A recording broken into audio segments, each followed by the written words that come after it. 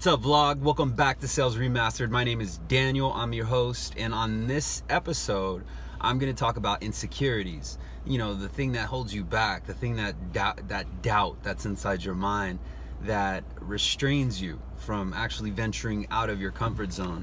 And I'm going to talk about this because this is something that I can relate to, you know, growing up the way I did. For those of you who have been following me, I appreciate your attention. If this is your first time on Sales Remastered's YouTube channel or Facebook or Instagram, please consider subscribing and let me know what your takeaways are with this video. Please comment below and give me a thumbs up if you can. But in this episode, I'm actually going to share with you, this is actually one of 5, and over the next 5 days, today's Monday, so by Friday will be 5 of 5, and I'm going to cover 5 important topics, but also intertwine them with my background, my story. And what you can do this way is also learn a little bit about the person that you're giving your attention to, but more importantly, be able to identify when I learn the most from the topic. And so insecurities, again, for those of you who've been following me, you may have heard already about my background. I was born and raised in Los Angeles, California, at a city called Long Beach, which is Los Angeles County. And for those of you who are not familiar with Long Beach, it's where like Snoop Dogg's from, you know, some major rappers are from, and you kind of get an idea of the city life. You've never been to Long Beach, you know, you can always Google it, but it's Long Beach, California. And the reason why I bring that up is because Long Beach, much like any other city or any other state, has both good parts and bad parts. And I happen to grow up in the bad parts, but I also hung out in the good parts. And so the reason why I'm going over that is because I want to kind of paint the picture. I want to share with you why I learned so much from insecurity and the takeaways that I had throughout my life. Well, the reason why I always explain how I moved around a lot as I was growing up, you know, I didn't grow up in a household where it's just you know, me, my mom, my dad, my siblings, you know, the traditional upbringing. And I'm not looking for any pity or anything. I'm just letting you know this is how I came up. And because of this, I moved around with different family members. And unfortunately, one of the main threats or threat of punishment that I received was that I was going to get kicked out, or I should go move with my dad. And my mom passed away when I was about 1.5 years old. And so, you know, my dad, after my mom passed away, his choice was to give me to my mom's brother and his family. And so fortunately, my uncle took me in and his family took me in, my auntie, my cousins.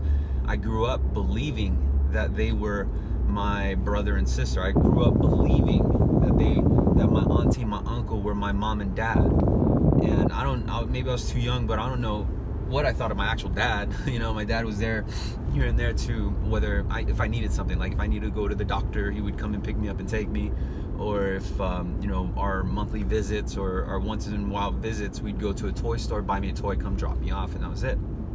And so this is how I knew my dad. Well, the reason why this is important is because when I found out that, you know, my auntie and uncle were not my dad and my cousins were not my brother and sister, I didn't find out through my family, I found out through my neighbors. My neighbors were laughing at me, and I was young. I was probably I believe I was like 5 years old. And my neighbors were a little bit older, but they were laughing at me because I was calling my auntie and uncle mommy and daddy, right? And they're laughing, they're whispering, and then I overheard them say to my cousin, who's also much older, but you know, why does he call your mom and dad his mommy and daddy? You know, my neighbors grew up, they were living with their mom and dad. So it was a little bit different for them. You know, it was an innocent question, a genuine question. And I don't think they meant to be mean, but it just, you know, it was a question that resonates. I mean, it still sits with me to this day, 30 years later.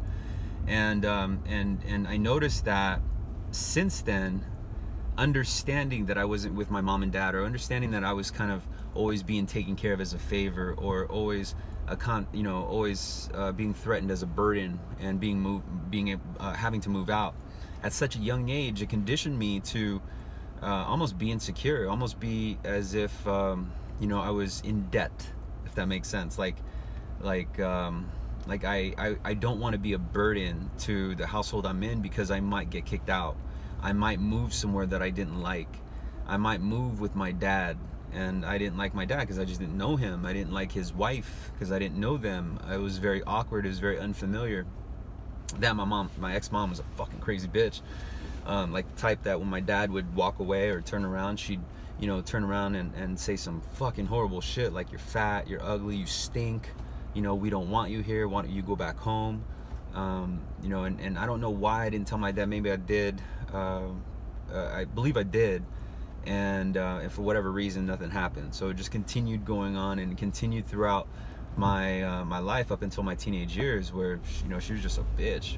And so it feels good now because, you know, now she gets to see me where I'm at and how far I've come. So, you know, they have a cliche saying of revenge is the best. I'm sorry, success is the best form of revenge, and it really is. Because, you know, you're gonna have people that doubt you. You're gonna have people that challenge your confidence, and when you break past that and you actually, you know, follow through and execute and succeed, oh man, there's nothing that feels better than you know, saying, look, I did it. So I hope that you find that. But here's my takeaway: is the reason why I'm going over these stories and why I share with you is because I want you to understand that there could be a time in your life right now, or you experienced before, where you were at the mercy, right? And you might have been at the mercy, like you probably didn't have a consequence as severe as being kicked out, right? You didn't have a consequence as severe as, you know, discovering that what you believed throughout your life was not true. And because it is true, you have to watch your step. You know, and it's a feeling of insecurity. It's a feeling of you know, like, oh fuck, why am I here? Why am I on this road? Why am I unfortunate? You know, that was the thought process, and that's what kept me insecure. And so throughout my childhood, as growing up, like, I didn't have a say. You know, I tell my kids here and there, like, oh man, you have no idea what it was like to when I grew up. And it's that cliche, like, your parents or your elders probably told you too, or you probably experienced the same upbringing that I have, and so you can relate. But if you can't, you can at least remember your elders telling you, man, when I grew up, I had to go through this, I had to go through that. And I'm sure I'm gonna do it to my grandkids, you know, at that age. Like, I didn't have a computer. You know, I'm gonna be reminiscing about the background. But where it comes into play right now is I notice that my kids, they're not insecure, and I'm thankful for that. They have an opinion. They can confidently tell me how they feel. You know, granted, it's not disrespectful, but they have input, they have a voice. And I'm not saying I didn't have a voice growing up. I'm saying that I didn't believe I had a voice growing up, because I could have been rejected very easily and said, no, you have no choice, you know, or no, you don't even, you know, you're not even our responsibility. Or, you know, the responses that I received were commonly along the lines like, oh, we don't have money right now. Or anything that I received, I was more appreciative for, because as I grew up, I realized that they didn't have to. My cousins didn't have to do that. My auntie and uncle didn't have to. And it also built resentment towards my father, because I'm like, you had to, but you didn't. You should have, but you didn't.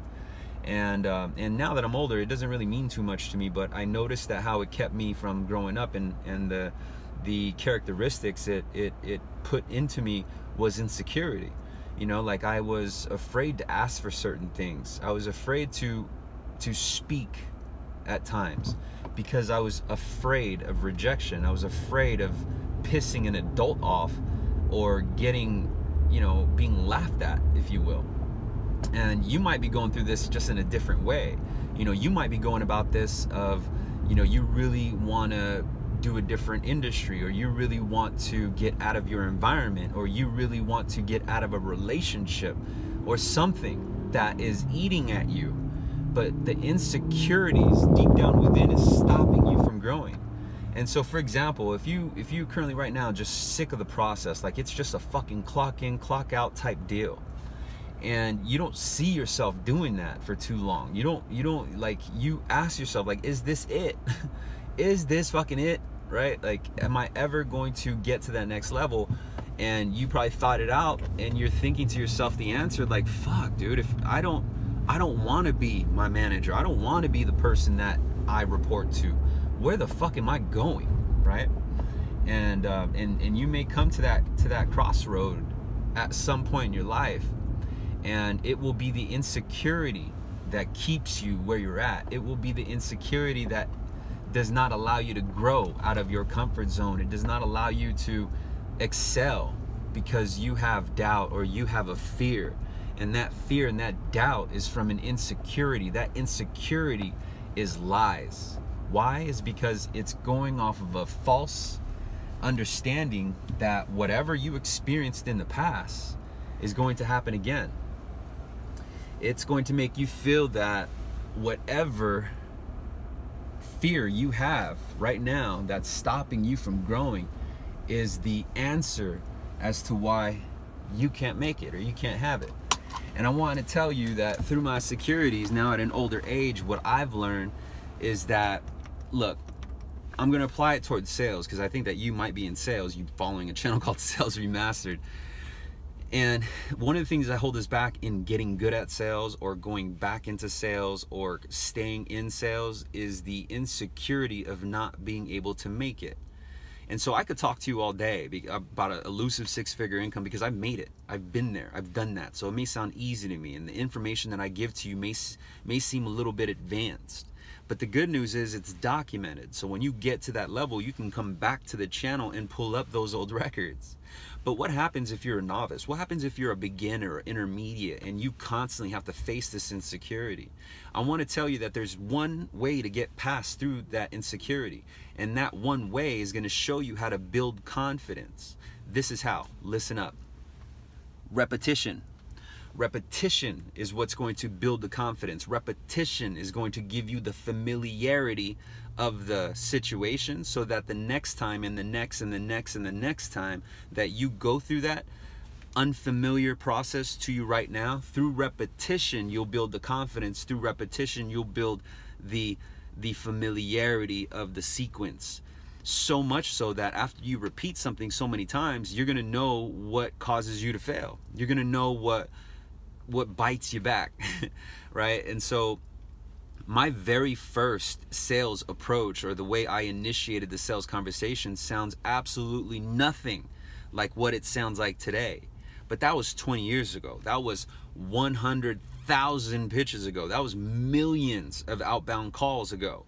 That was decades ago.